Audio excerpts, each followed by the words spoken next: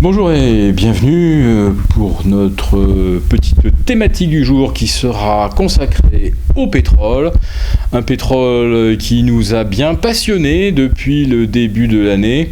Un pétrole que l'on a vu à 26 $, que l'on attendait rapidement à 20 et qui aujourd'hui n'arrête plus de monter depuis qu'il a franchi les 40. Il atteint maintenant les 44.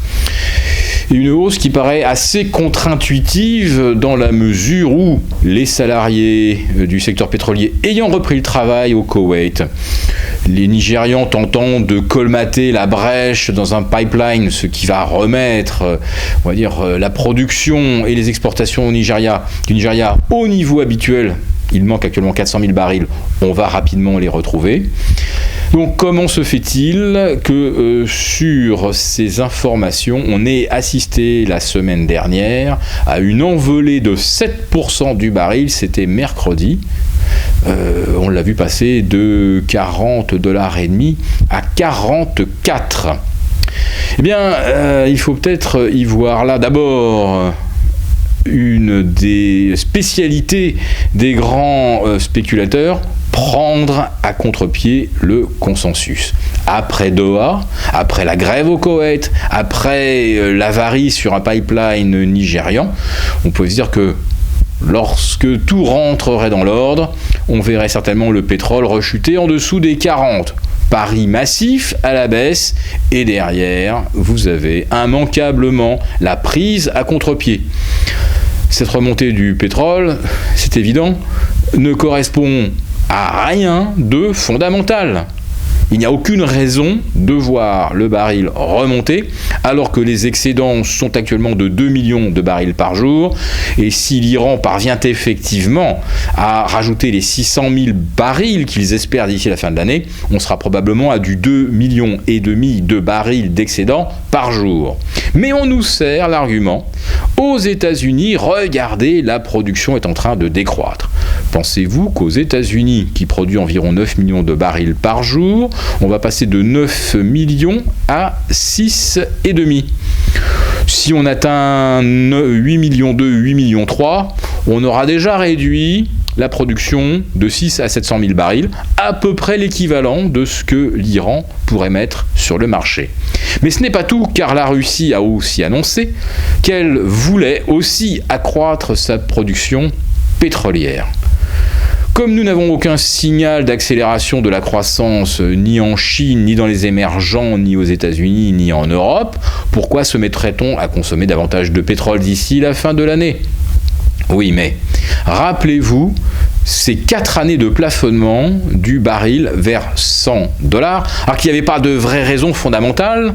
En tout cas, la croissance anticipée en Chine, on a dû la revoir très vite à la baisse, jusqu'à ce qu'on ait conscience qu'on n'était pas à 8 de croissance, mais probablement plus près de 4.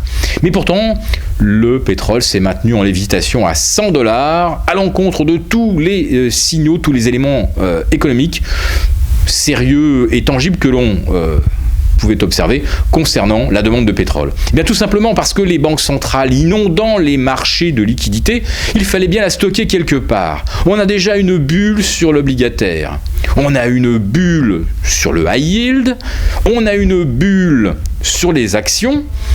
Alors finalement, le pétrole, c'était peut-être pas si idiot de stocker de l'argent dans du pétrole. En plus, ça, c'est pas périssable. Les frais de roulement de position n'étaient pas si élevés quand le pétrole était à 100 $, mais une fois arrivé à 50, les frais, eux, ne bougent pas, mais relativement au prix du baril, ça devenait insoutenable. Donc en fait, on a eu le dégonflement là d'une bulle pétrolière qui était simplement de l'argent stocké.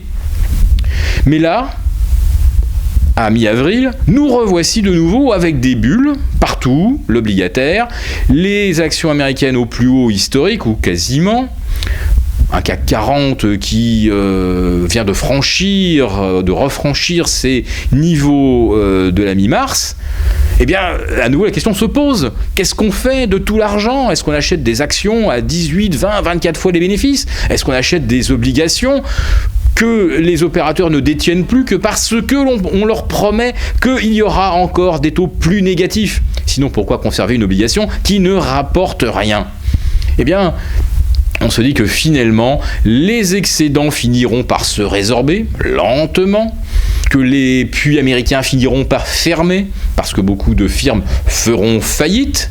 Donc, grosso modo, à moyen terme, peut-être que le pétrole est redevenu un instrument de stockage de valeur pour, pas l'immédiat, c'est sûr, mais pour 2017-2018, puisqu'on nous promet des taux zéro, finalement, on peut continuer d'acheter à crédit, et pour pas cher, des stocks de pétrole. Il n'y a donc plus qu'à être patient. Mais attention, puisqu'on nous a retiré les cours en faisant un contre-pied mi-avril, on n'est pas du tout à l'abri. Qu'une fois que tout le monde se mettra à rêver à $50, une fois que cette espérance sera la plus largement répandue, vous pouvez être à peu près certain que le retournement à la baisse s'opérera. On vient de 26, on est monté à 44. Cela nous fait donc une hausse de $18 par baril.